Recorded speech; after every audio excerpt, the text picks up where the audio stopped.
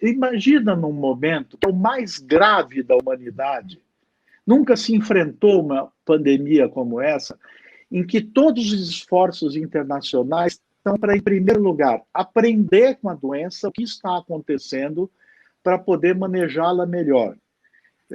Tanto é que houve uma evolução clínica, os médicos aprendemos a lidar melhor com a doença. Morre menos gente hoje de Covid do que morria 5 meses atrás, porque houve uma melhora do cuidado médico e do aprendizado. Mas imagina neste quadro eu ter um ministro que não entende o sistema de saúde, que é um sistema federado, que tem responsabilidades concorrentes, que precisa de coordenação e um mínimo de afinação do discurso e da operação, que precisa de apoio financeiro e logístico. Enfim, para alguém que está olhando para outro lado, para outras questões, para questões menos importantes, mas que não compreendem nem a epidemia, nem o sistema de saúde brasileiro, que, aliás, tem se mostrado, para surpresa de alguns, de muitos, inclusive, mas tem se mostrado um sistema continente. Não aconteceu o que aconteceu em Nova York aqui. Nós não entramos em colapso na assistência. Ninguém morreu fora da UTI, fora do cuidado, exceto em alguns estados, particularmente no Amazonas, onde houve um problema grave no SUS no momento inicial.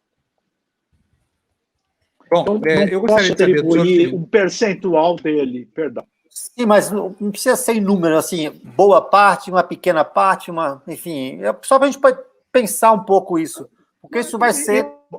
Como é uma qualidade, eu chamaria de um desastre. É um desastre sanitário isto que acontece no Brasil. As pessoas não precisavam estar morrendo nessa quantidade, nessa proporção. Mas não é um desastre exclusivo do ministro. É um desastre também do discurso negacionista, é um desastre também da disseminação de práticas terapêuticas inadequadas que não tratam ninguém, e também da ideia de que agora, como tem abertura comercial, acabou a pandemia. Houve um despreparo na volta.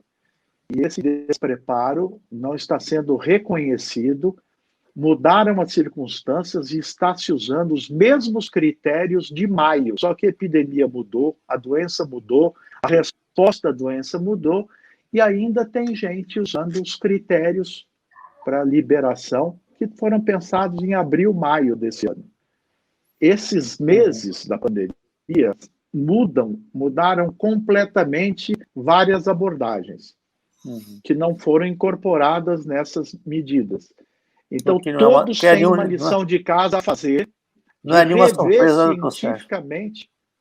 Não, porque o desastre nacional e o desencontro, frequentemente, dos estados, porque há um problema quando você interpreta as ciências ligadas a áreas diferentes. Uma coisa é o curso de uma epidemia e as medidas de controle dessa epidemia. E outro são as demais ciências aplicadas, a matemática, a economia. Hoje, quem conduz no estado de São Paulo, por exemplo, o controle da pandemia, não é a ciência da saúde. E isso é um problema. Inclusive, o sistema em São Paulo está hoje defasado cientificamente das melhores evidências atuais. Para se ter uma ideia, todo o sistema de liberalização foi pensado antes da Organização Mundial de Saúde ter reconhecido que a transmissão por partículas, na realidade, não só por gotículas, mas também por aerosóis, era fundamental. Então, hoje eu tenho estabelecimentos com ar-condicionado ligado, recirculando. Se tiver um vírus, o vírus... Então, há uma defasagem técnico-científica, inclusive, das operações em curso. parece que nós estamos evoluindo, mas o que nós estamos fazendo? Estamos mantendo a transmissão em alta, sem nenhum sinal de rebaixamento. Acho, e daí me permita, eu estou falando mais do que o dono do programa, mas me permitam afirmar que eu acho que a pauta política sobrepujou a da ciência. Vejam quantas pessoas da saúde falam nos pronunciamentos oficiais. Praticamente Doutor Sérgio, ninguém.